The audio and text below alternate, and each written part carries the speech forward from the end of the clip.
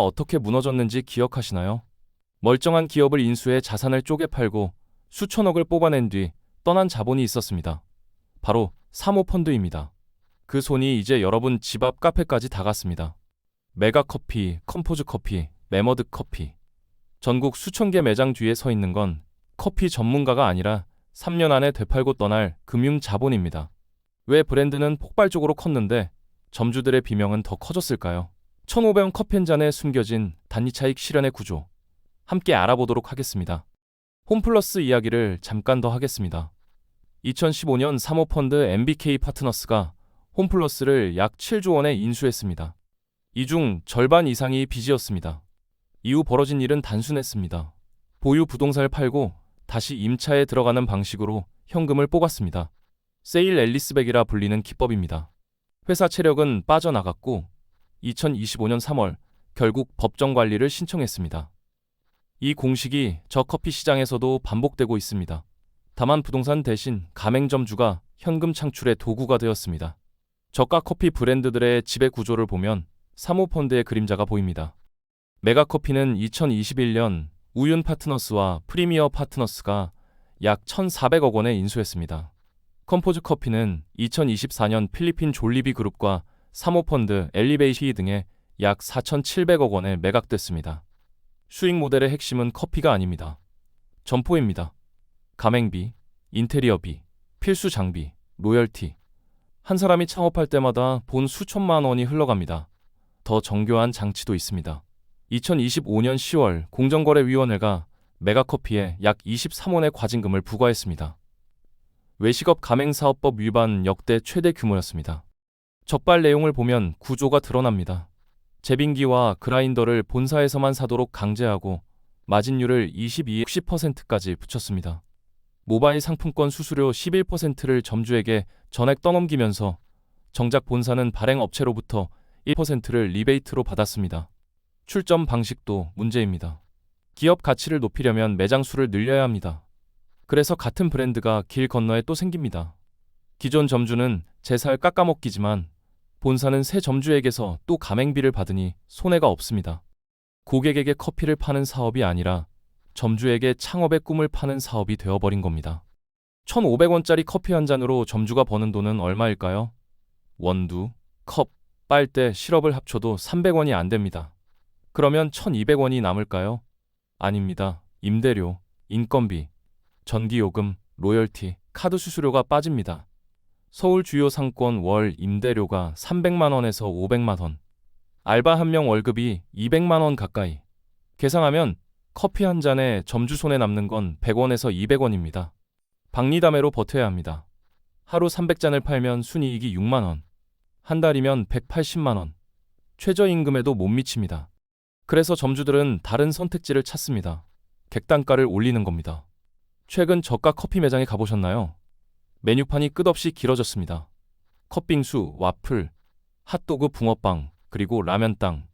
커피집에서 라면 부스러기를 튀깁니다. 왜 이렇게 됐을까요? 커피만 팔아서는 수익이 안 나오니 본사가 고마진 메뉴를 계속 밀어넣는 겁니다. 본사 입장에서는 메뉴가 늘수록 식자재 납품량이 늡니다. 원재료를 본사에서 공급하니 메뉴가 복잡해질수록 본사를 나갑니다. 부담은 현장으로 갑니다. 커피만 내리면 되던 일이 이제는 붕어빵 틀 관리, 와플기 세척, 빙수 토핑 준비까지 늘어났습니다.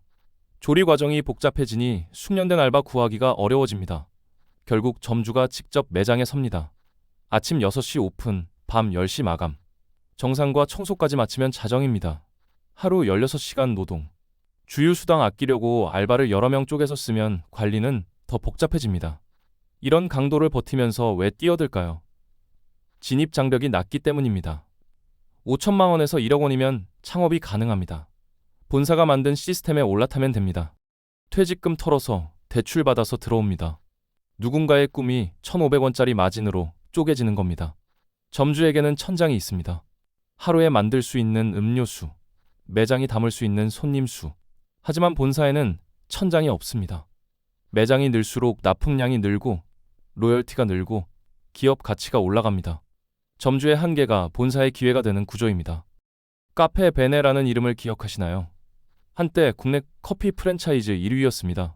2012년 매장 수천 개를 돌파했습니다. 한류 스타를 앞세운 마케팅, 공격적인 해외 진출, 승승장구하는 것처럼 보였습니다. 그러나 2017년 법정 관리를 신청했습니다. 무리한 확장의 끝이었습니다. 지금 저가 커피 시장의 확장 속도가 그때를 닮아가고 있습니다. 메가커피는 29년 말 800개였던 매장이 2024년 3000개를 넘어섰습니다. 5년 만에 4배입니다. 컴포즈 커피도 2500개를 돌파했습니다. 서울 어느 지하철역에서 내려도 5분 거리 안에 저가 커피 매장이 있습니다. 왜 이렇게 빨리 늘어날까요? 사모펀드의 시계가 다르게 돌아가기 때문입니다. 일반 기업이 10년, 20년을 내다본다면 사모펀드는 3년에서 5년 안에 투자금을 회수해야 합니다. 이 짧은 시간 안에 기업 가치를 최대한 끌어올려야 합니다. 가장 확실한 방법이 매장 수를 늘리는 것입니다. 매장이 늘면 매출이 늘고 매출이 늘면 기업 가치가 뜁니다. 이 공식에서 개별 점주의 수익성은 고려 대상이 아닙니다. 명예 변경 비율이라는 지표가 있습니다. 가게 주인이 바뀌는 비율입니다. 사실상 폐업 직전 단계로 해석됩니다. 브랜드가 급성장하는 동안 이 비율도 함께 올랐습니다. 세 집 중 한 집이 3년 안에 주인이 바뀐다는 분석도 있습니다. 브랜드는 커지는데 개별 점주는 버티지 못하고 떠나는 구조입니다. 홈플러스 사태 이후 금융당국도 움직이기 시작했습니다. 금융감독원은 MBK 파트너스의 직무정지를 포함한 중징계안을 통보했습니다. 사모펀드 업무집행사원에 이런 수준의 제재가 내진 건 처음입니다. 공정거래위원회도 사모펀드가 인수한 프랜차이즈에 대한 직권조사를 예고했습니다. 하지만 규제의 속도가 시장을 따라잡을 수 있을지는 미지수입니다.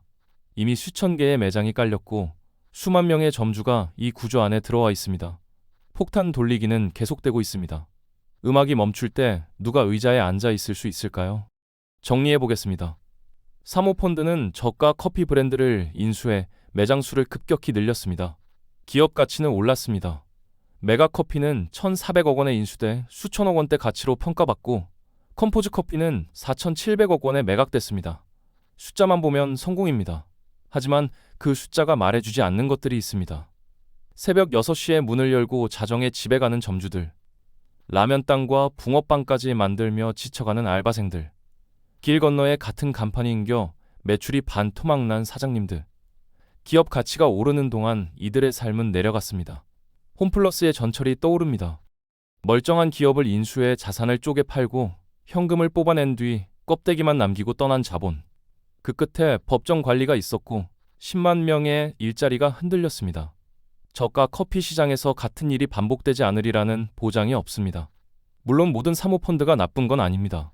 자본 투입으로 기업이 성장하고 고용이 늘고 소비자가 혜택을 보는 경우도 있습니다. 문제는 단기 차익 실현에만 몰두하는 구조입니다. 3년 안에 되팔고 떠날 생각으로 기업을 운영하면 장기적인 체질 개선은 뒷전이 됩니다. 점주와의 상생은 계산에 들어가지 않습니다. 공정거래위원회가 움직이기 시작했고 금융감독원도 제재에 나섰습니다. 하지만 이미 구조 안에 들어와 있는 수만 명의 점주들은 어떻게 될까요? 규제가 시장의 속도를 따라잡을 수 있을까요? 여러분이 오늘 마신 1,500원짜리 커피, 그 한 잔에는 원두와 물만 담긴 게 아닙니다. 누군가의 새벽 노동이 담겨 있고 누군가의 퇴직금이 담겨 있고 누군가의 꿈이 담겨 있습니다. 그리고 그 위에서 수천억 원이 오갑니다. 우리는 소비자로서 무엇을 선택할 수 있을까요? 그리고 이 구조는 언제까지 지속될 수 있을까요? 오늘 영상이 유익하고 재밌으셨다면 구독과 좋아요 부탁드리겠습니다. 영상 제작에 큰 힘이 됩니다. 다음 영상에서 뵙겠습니다.